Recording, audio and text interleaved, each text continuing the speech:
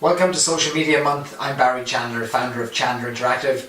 Today's topic, something very topical indeed in the world of social media. Unless you've been hiding under a rock for the past few months, you can't but have heard of Pinterest. Pinterest.com.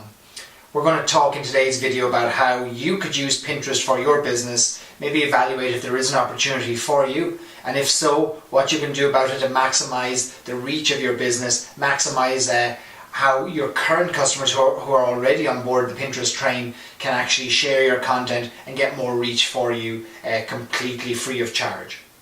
So, what is Pinterest? Well, Pinterest is a virtual and online pinboard where anybody can share images, can share pictures, videos, share them according to category, file them online, other people can see them, can follow these pin boards that you create, can share them, can repin them, and your reach goes on and on. It has become hugely popular among women. As you'll see from the infographic that we've included beneath this video on socialmediamonthcolumbus.com, that'll show you the growth and some of the statistics behind the use of Pinterest, but a really interesting phenomenon and something that has suddenly, even though it's been around since 2009, has had a huge upward growth spike in the past 6 months or 12 months, and it's getting a lot of media attention. It reminds me a lot of Twitter about 2 years ago or 3 years ago when it was on that cusp of just starting to get known, and suddenly there was a huge spike there. So it's really interesting to see how businesses can use it, and there is a business case for using Pinterest. We're going to talk a little bit about that today. So what's the first thing you should do as a business owner? Well, as a business owner, we do recommend you create an account. You're probably wondering, why do I need another social network? Aren't I busy enough with Facebook, with Twitter, with Instagram, with all of these things, with Foursquare, Facebook Places?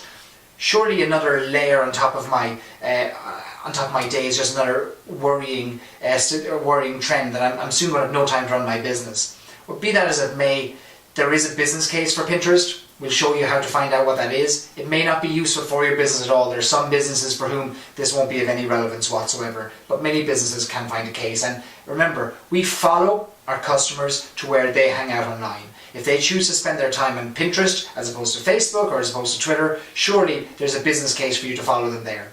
Interestingly, one of the statistics that I recently saw was that the average Pinterest user spends 16 minutes a day on Pinterest compared to 11 or 12 minutes on Facebook. So we're in an age of discovery right now.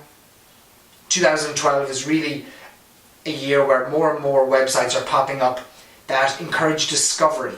People just browsing for browsing's sake, looking through interesting websites, beautifully designed sites to see what they can find and taking action based on that. So in light of that, it does make sense to see if there's an opportunity for you, because let's face it, you probably ignored Twitter, you probably ignored Facebook when they first came out too, and look at the amazing effect they've had on many of your businesses. So anyway, let's get back to what the first step is. First step is create an account. That might seem pretty easy on the face of it. A little bit of advice and one little bit of a tip on that. Right now, Pinterest doesn't differentiate between personal brands and or personal accounts and business brands. You remember when Facebook first came out, you could only create a profile, and businesses started to create profiles on Pinterest, and suddenly they realized we have an opportunity to work with businesses directly, and we have an opportunity for individuals to have a Facebook page or a Facebook profile, and they separated the two. Pinterest hasn't yet done that. Now, if you create an account and link it to your personal Facebook profile, there's no way to share your Pinterest boards with your business Facebook page as yet. It'll actually post it to your Facebook profile, your personal profile, which you may not want to do as a business owner. So our recommendations are, when you're setting up your Pinterest account, is to link it to your Twitter account. So set it up with Twitter. That's the easiest thing to do, because you don't want to mix your business and your personal necessarily. You can always turn off the sharing to Twitter. Or if you don't want to link it to Twitter at all, just use a different email address altogether, and that gets around that problem. So the first thing anyway, create an account and get yourself set up on Pinterest. Next thing you're probably going to want to know is, what are people pinning about your business at all? Is anybody using Pinterest or pinning your pictures or your information from your website? So pinning is the act of taking an image from a website and pinning it to this virtual pin board. If you've got images on your website, there's a very strong chance, if you've got a strong customer following, that people are already pinning things about your business. In other words, they're taking images from your website, adding them to their own pin boards under their favourite categories: favourite foods, lifestyle choices, favourite places to visit, favourite restaurants in Columbus, favourite parks, favourite shows, things like that. So they may be already taking things from your website and sharing them. You may not even know anything about that. How do you find out? Well, there is an easy way to do that. You go to pinterest.com/source/your domain name, your URL. In the case of Jenny's Ice Creams here in Columbus as an example, if we want to find out what people are pinning about Jenny's Ice Creams, in other words, what images from Jenny's website are being pinned by other users, not just Jenny's, we can go to pinterest.com/source/jennysicecreams.com. And what we'll find are thousands upon thousands of images that are being pinned to other people's boards, who are then sharing them with Facebook, sharing them with Twitter. They're going ahead and they're doing all the marketing for Jenny's. So you can have your own customers sharing all the information you want to share. Think what this means in the grand scheme of things. A social media strategy is not supposed to be the only thing that markets your business, but how effective would it be if thousands upon thousands of your customers are taking your best images, your high quality images, and going out there and sharing them with all their friends? Isn't this what we've been paying to have happen in our business for years when we took out ads in newspapers, radio and TV? We wanted more and more people to see it, see our business. Now we've got a chance for our customers to do it. This all hinges on very high quality photography. You look at Jenny's website, you'll see high quality pictures, high quality images supporting the flavours that they have. And it makes it easy and makes it very interesting and very likely that somebody's going to share that image because it's high quality and really represents the brand very, very well. So once you've had a look and you've seen what people are potentially pinning about you, maybe your website isn't even set up in such a way that images can easily be pinned from it. If your website is built in Flash, an old style website design tactic, there's no way for anybody to pin an image from it.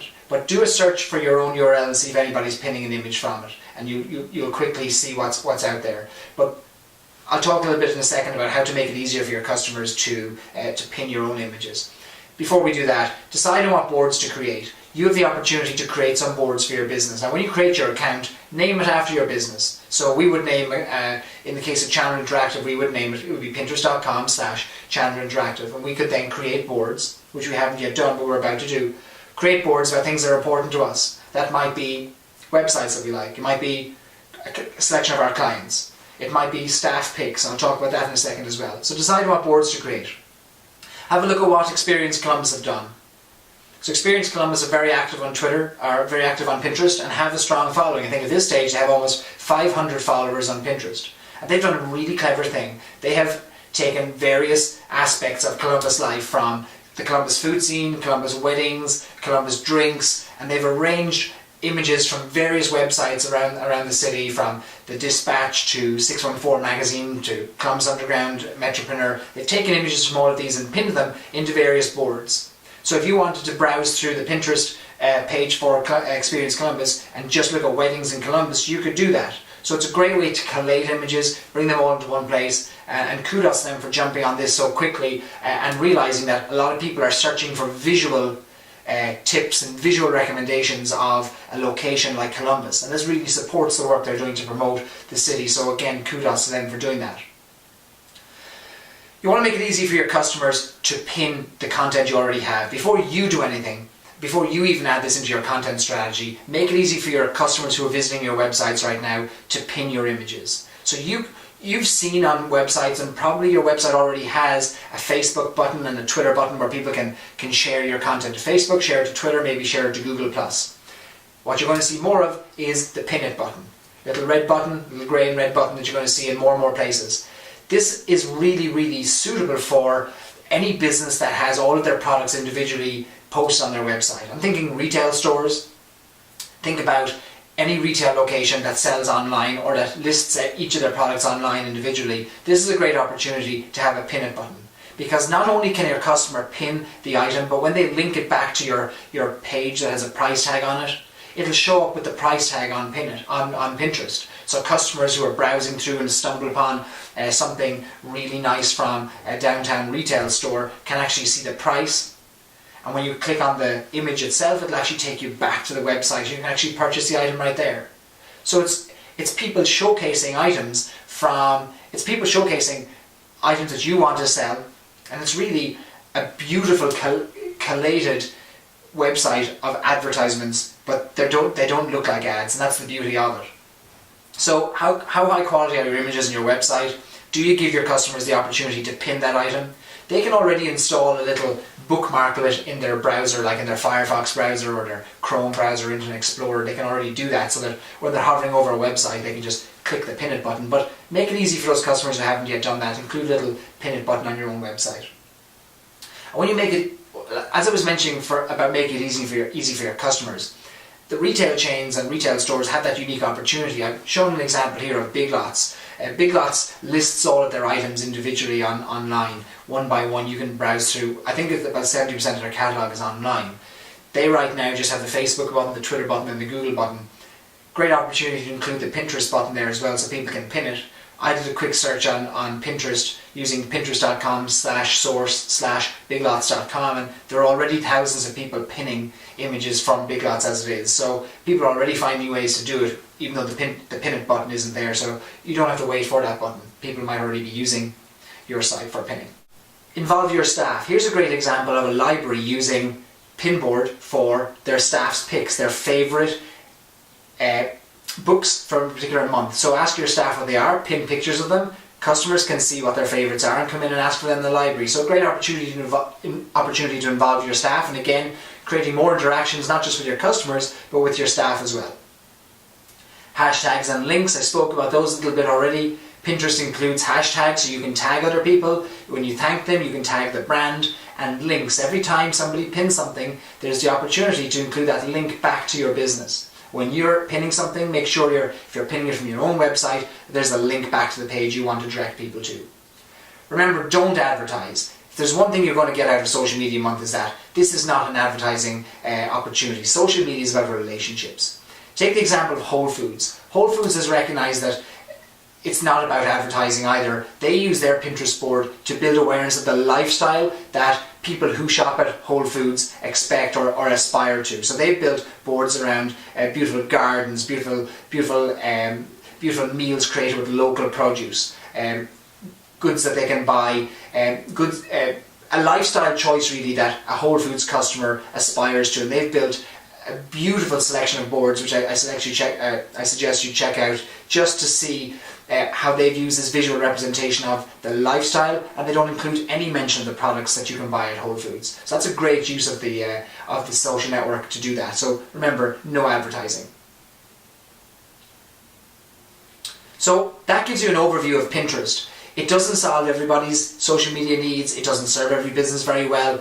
For those businesses who've got a product line, for those businesses who are in a great location, who've already got customers pinning items about them, who have, like I mentioned, a product line, there's a huge opportunity if you've got high quality images of these things to start pinning yourself and to start creating boards where you collate and curate interesting items, staff picks, obviously your own items, without going over the top and spamming. Never include direct advertisements, don't include sale posters, anything like that in Pinterest. It should be a beautiful collection of the most amazing things about your business, your staff picks, lifestyle choices, things like that visually represent your brand. So I encourage you to check it out.